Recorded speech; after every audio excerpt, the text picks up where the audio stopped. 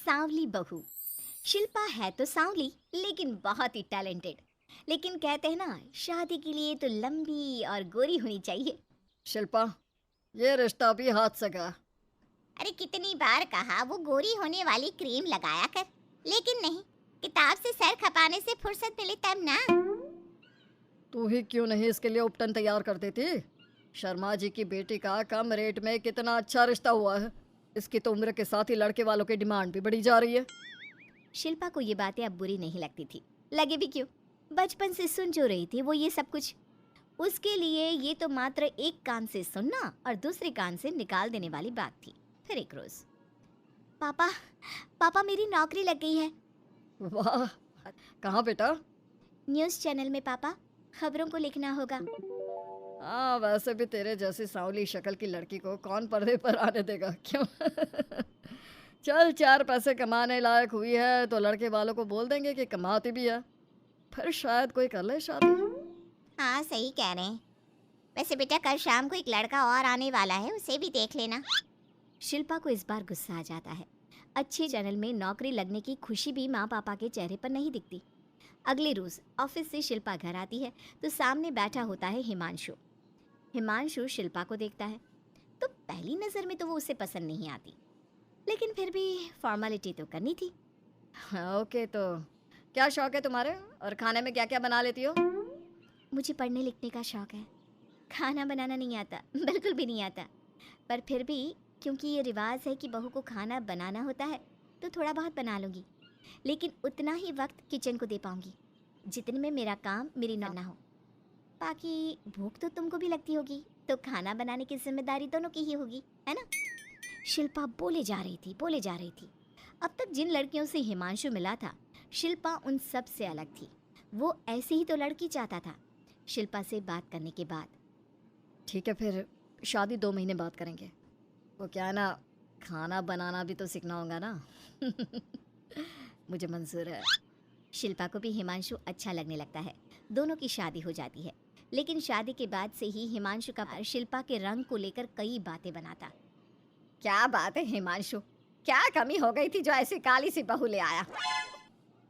काली? काली तो नहीं है। हाँ, मेरी शिल्पा का रंग हल्का सांवला है। वैसे आप तो कृष्ण की भक्त हैं, जानती है ना, उनका रंग भी सांवला था।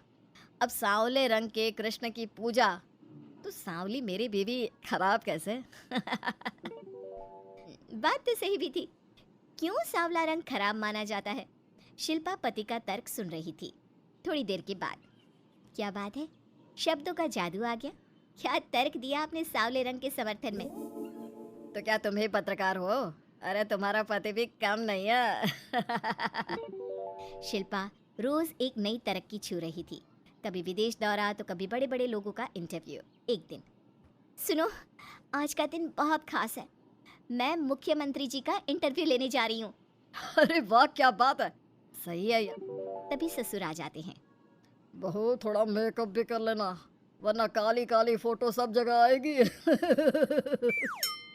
अरे हम तो शर्म के मारे किसी को दिखाते भी नहीं कि ये हमारी बहू है। न जाने क्या कमी थी। अरे वो शारदा दीदी की बहू देखो, कैसे मक्खन की तरह गोरी है।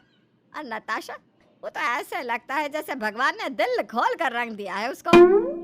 अरे माँ, आजकल रंग नहीं बुद्धि का जमाना है। हाँ, तो वो दोनों कहाँ पागल है, अच्छा खासा घर देख रही है। शिल्पा को ससुर की बात पर गुस्सा तो आता है, लेकिन वो मूड खराब नहीं करना चाहती। वो तो बस तैयारी करती है कि जल्दी से अच्छा सा मुख्यमंत्री का इंटरव्यू हो जाए और दुनिया देखे। होता भी यही है।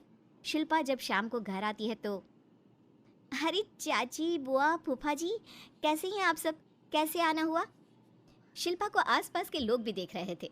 वो भी जानती थी कि उसने जो इंटरव्यू किया वो कितना वायरल हो रहा है। अरे बहू, बड़ी लायक हो, औरत होकर दुनिया की इतनी जानकारी, कितनी समझ है तुम्हारे अंदर। वाह वाह बहू, तुमने तो हम सबका सीना गर्व से चौड़ा कर दिया। सास ये सब देखकर सोच रही थी कि भाई ऐसा भी क्या हो गया, इन्होंने तो बहू को हीरो बना रखा है। मैंने तो शिल्पा को उसी दिन समझ लिया था जब पहली बार मिला था। मैं तो जान गया था कि ये लड़की अलग है। कितनी प्यारी आवाज़ है इसकी और समझ भी लाजवाब। तभी बुआ सास बोल पड़ती है, और एक हमारी बहू है, सारा दिन टिकली बिंदी पर ही लगी रहती है। अरे दीदी न जाने कौन कौन सी क्रीम लगाती है, अब तो चेहरे पर फोड़े भी निकल गए। कितनी बार कहा कुछ पढ़ाई आगे करके दुनिया में नाम कमाओ, लेकिन नहीं, बस सारा दिन शीशे के सामने खड़ी रहेगी। कोई बात नहीं फूफा जी, वो भी किसी की पसंद हो सकती है। हम लोगों का क्या, एक काम अच्छा कर दिया तो पूछ लिए गए, नहीं तो जमाना तो गोरी सूरत की ही तारीफ करता है। क्यों माँ जी? हाँ हाँ वो क्या है ना, मैं जरा पानी लेकर आती हूँ, तू बैठ बहू। हाँ हाँ बहू तू तो बैठ। वो क्या, आज तो तुझसे बहुत सारी बातें करनी है। ये बता कैसे दिखते हैं मुख्यमंत्री जी सामने से, जैसे टीवी में दिखते हैं वैसे ही दिखते हैं क्या? आए दिन लोग शिल्पा से मिलने आते, उसे अपने स्कूल या दूसरी जगह पर चीफ गेस्ट बनाते। ये सब देखकर पति तो खुश होता, लेकिन सुंदर बहू का सपना सास की आंख से उतर ही नहीं रहा था। फिर एक रोज, शिल्पा, पापा कहाँ है? माँ जमीन पर गिरी पड़ी है, वो बेहोश हो गई है। शिल्पा की सास को गंभीर बीमारी हो जाती है और फिर आप लोग अपनी माँ की किसी बात को मना ना करना, उनका दिल कमज़ोर हो चुका है। दिल में कोई बात लगेगी तो उनके हार्ट अटैक आने के चांसेस है, तो समझ रहे हैं ना। कुछ दिनों में ठीक होकर सास घर आ जाती है और फिर एक दिन, देख बेटा, मैं मरने से पहले एक सुंदर बहू का चेहरा देखना चाहती हूँ। अरे मैं नहीं चाहती कि तू इस काली कलूटी के साथ रहे, छोड़ दे इसे। अरे कल को तेरे बच्चे भी ऐसे काले पीले पैदा होंगे, फिर हमारा खानदान देखने लायक नहीं होगा। शिल्पा सुन रही थी, वो परेशान हो रही थी। वो सोचती है कि एक बार वो अपने पति से बात करके देखेगी। सुनिए ना, मुझे आपसे बात करनी है।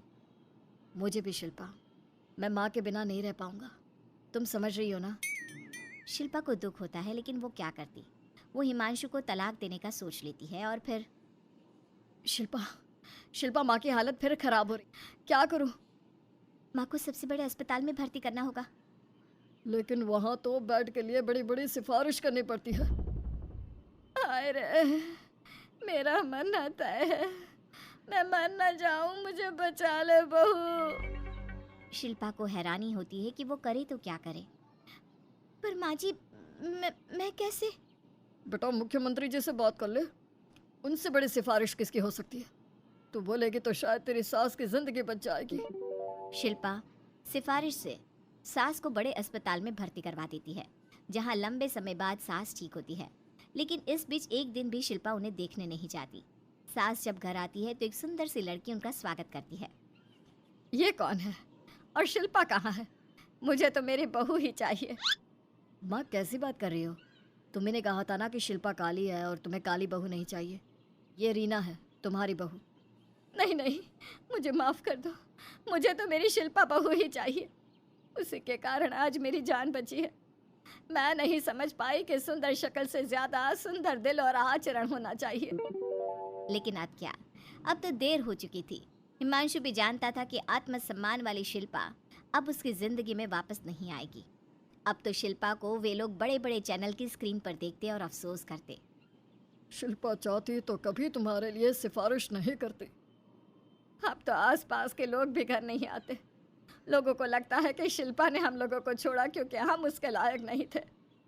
सही बोल रही है माँ, हम ही तो उसके लायक नहीं थे। शिल्पा जैसी समझदार, पढ़ी लिखी, दुनिया की समझ रखने वाली लड़की को मैंने छोड़ा, सिर्फ आपके कहने पर।